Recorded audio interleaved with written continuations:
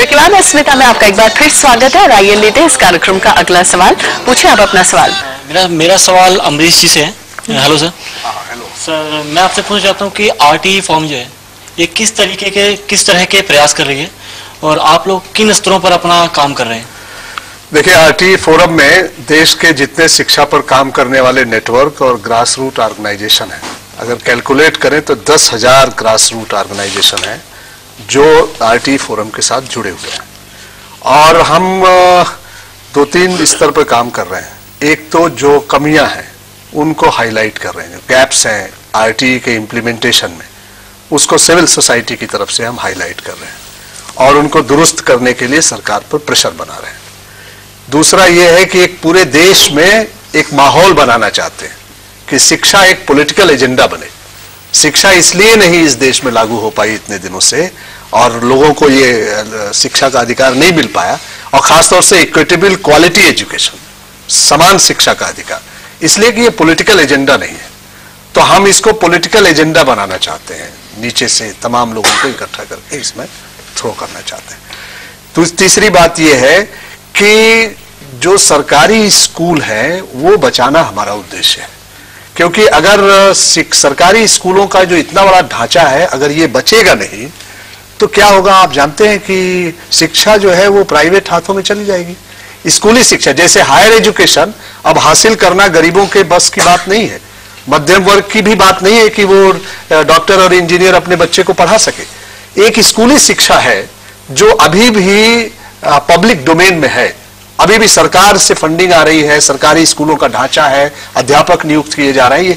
और अगर ये भी सरकारी स्कूलों के गिरते स्तर की वजह से और उनके नॉर्म्स और इन सब चीजों को नहीं होने से और फाइनेंशियल क्राइसिस की वजह से वो अगर प्राइवेट हाथों में चली गई तो ये जनता के हाथ से निकल जाएगी। इसलिए हमारी कोशिश है कि सिविल सोसाइटी को तैयार किया जाए, मासेज में अवेयरनेस तैयार किया जाए, स्टेक होल्डर्स को यूनाइट किया जाए, सरकार पर प्रेशर डाला जाए, जिन लोगों को उसे लागू करना है उन पर प्रेशर डाला जाए और इसको एक पॉलिटिकल एजेंडे में तब्दील कर दिया जाए। अगला एक सवाल है।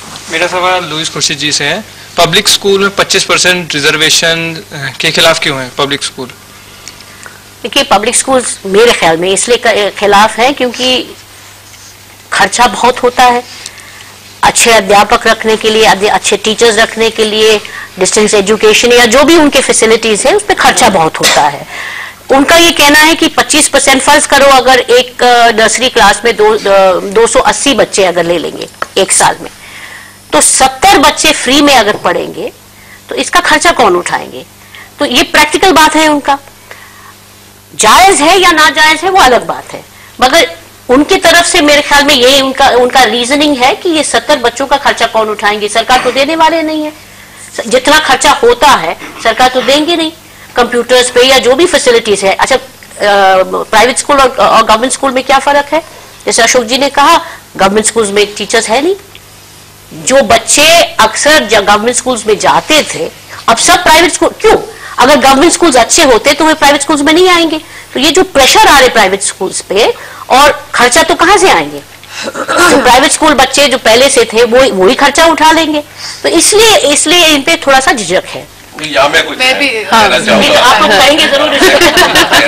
मैं ये कहना चाहूंगा कि ये जो प्राइवेट स्कूल का जो विरोध है 25% का, वो इसलिए है, सिर्फ इसलिए है कि वो अपने एलीट कैरेक्टर को जो है ना छोड़ना नहीं चाहते, और उनको ये लगता है कि अगर कमजोर वर्ग के बच्चे उन स्कूलों में आएंगे तो उनकी जो मोटी मोटी डिमांड होती है डोनेशंस की, जो लोग से, वो थोड़ी सी बहुत कम हो जाएगी, तो उस पर फर्क होगा। और जहां तक उनके खर्चे की बात है तो राइट टू एजुकेशन एक्ट ये कह रहा है कि जो बच्चे भी इसके अंदर उन स्कूलों में जाएंगे उसके लिए सरकार खर्च करेगी। अब ये थोड़ी कह सकता है कि सरकार अपने स्कूलों में कम खर्च करती है। तो इंटरेस्टिंग चीज ये उठती है इस सारे मुद्दे से कि जब सरकार अपने स्कूल पे पूरा खर्च करती है, क्वालिफाइड टीचर्स है पूरा देती है, प्राइवेट स्कूल वाले तो पूरा तनख्वाह भी नहीं देते है, तो क्यों उसी खर्चे के अंदर प्राइवेट स्कूल सारे बच्चों को क्यों नहीं पढ़ाता? मैं ये समझता हूं, मैं आज सोच भी रहा था कि जो एक बच्चे पे सरकारी स्कूल खर्च करता है वही फीस प्राइवेट स्कूल के अंदर होनी चाहिए। और अगर उसके अलावा प्राइवेट स्कूल बहुत उदार दिल है और कुछ करना चाहता तो कर ले, उससे क्या होगा कि सारे बच्चे जो सारे पेरेंट्स जो अफोर्डेबल कैटेगरी में आ जाएंगे और अपने बच्चों को पढ़ा सके। वो एक पर्पज है, क्योंकि ये प्राइवेट स्कूल आप समझते हो कि ये सब एनजीओज हैं, ये सोसाइटीज हैं, इनके ये प्रॉफिट नहीं कमा सकते, ये नॉन कमर्शियलाइजेशन है, ये चैरिटेबल है, ये कम्युनिटी सर्विस है। तो क्या ये सच्ची में कम्युनिटी सर्विस कर रहे हैं? अगर गरीब बच्चों को बाहर रखकर आप कहते हैं हम कम्युनिटी सर्विस कर रहे हैं, तो मैं समझता हूं कि कम्युनिटी सर्विस का मजाक उड़ा रहे हैं। क्या कहना चाह रहे हैं? बोलना चाहती हूँ कि एक किरण कह ले।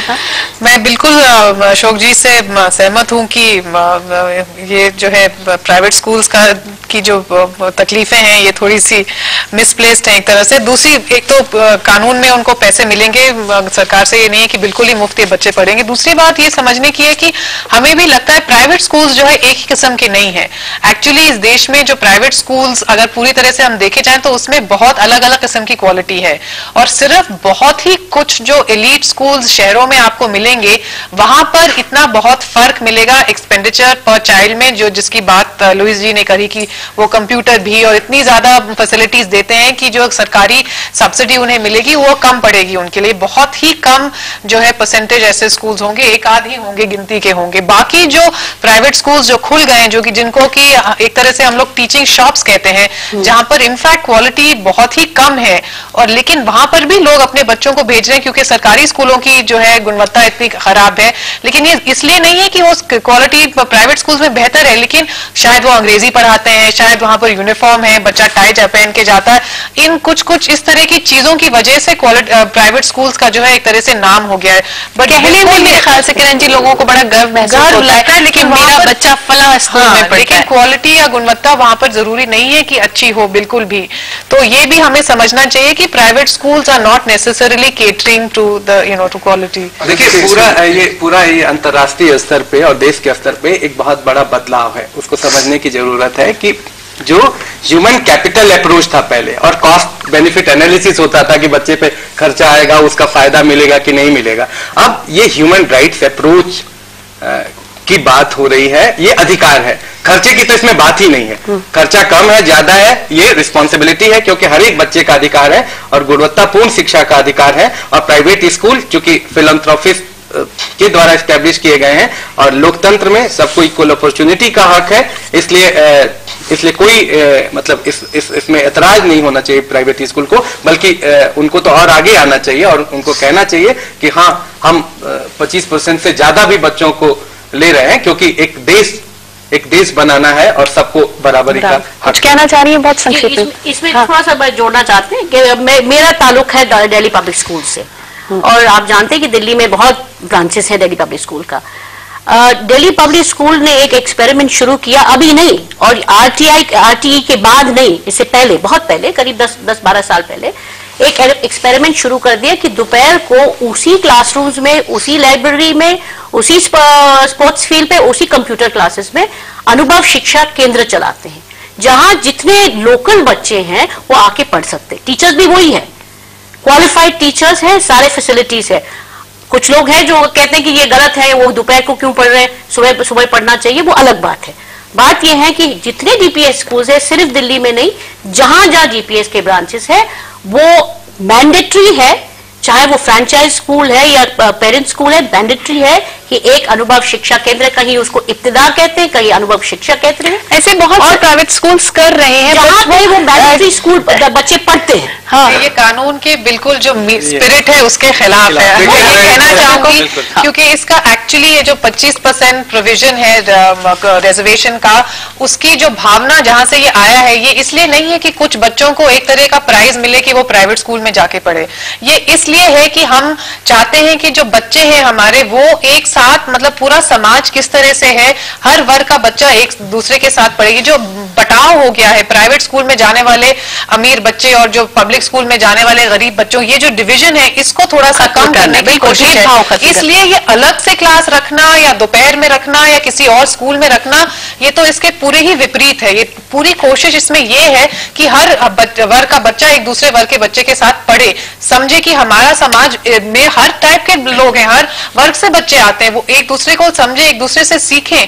ये इसकी कोशिश है, ना इसकी कि भाई एक चैरिटी के तौर पे आप अलग से उनके लिए करें। हाँ बिल्कुल। देखिए ये बहुत सेंसिटिव इशू है इस एक्ट का, हाँ। और प्राइवेट स्कूल की जो लॉबी है वो सुप्रीम कोर्ट में केस लड़ रही है जी। आर्टिकल 19 का सहारा लेकर वो इस एक्ट से इस क्लास को बाहर करना चाहते हैं और इससे ज्यादा और खतरनाक बात कोई नहीं हो सकती। और मेरी राय अगर मानिए तो फंडामेंटल राइट हो गया अगर बच्चे को, तो वो बच्चा अपने पड़ोस के किसी भी स्कूल में, चाहे वो हाई फीस वाला प्राइवेट स्कूल हो, एलीट स्कूल हो, चाहे सरकारी स्कूल हो, उसको हर स्कूल में जाने का फंडामेंटल राइट है, उसको रोका नहीं जा सकता। लेकिन इस एक्ट में आपने प्रोविजन किया है 25% का, तो मैं तो ये समझता हूं कि ये डिस्क्रिमिनेशन फैलाने का, प्राइवेट इंस्टीट्यूशन के नाम पर डिस्क्रिमिनेशन फैलाने का और गरीब बच्चों को अपने स्कूल में दाखिला से रोकने का किसी को अधिकार इस देश में नहीं है। एक सवाल ले ले। एक हेलो सर, मेरा सवाल संजीव राय जी से है। सर मैं पूछना चाहूंगा सेव द चिल्ड्रन प्लान किन राज्यों में और किस तरह काम कर रहा है? देखिए, सेव द चिल्ड्रन अभी करंटली 11 राज्यों में काम करता है और शिक्षा, चाइल्ड प्रोटेक्शन, हेल्थ और न्यूट्रिशन और इमरजेंसी के मुद्दे पे काम करता है। और हम लोग खास तौर से जो एक्सक्लूडेड बच्चे हैं, चाइल्ड डोमेस्टिक वर्कर्स हैं, जो माइग्रेंट चिल्ड्रन हैं, जो ट्राइबल चिल्ड्रन हैं, दलित हैं, उन बच्चों के साथ खास तौर से हम लोग शिक्षा के मुद्दे पे काम करते हैं। तो सवालों का दौर हम जारी रखेंगे, ले लेते हैं एक छोटा सा ब्रेक। आप रहेगा स्मिता। Right to education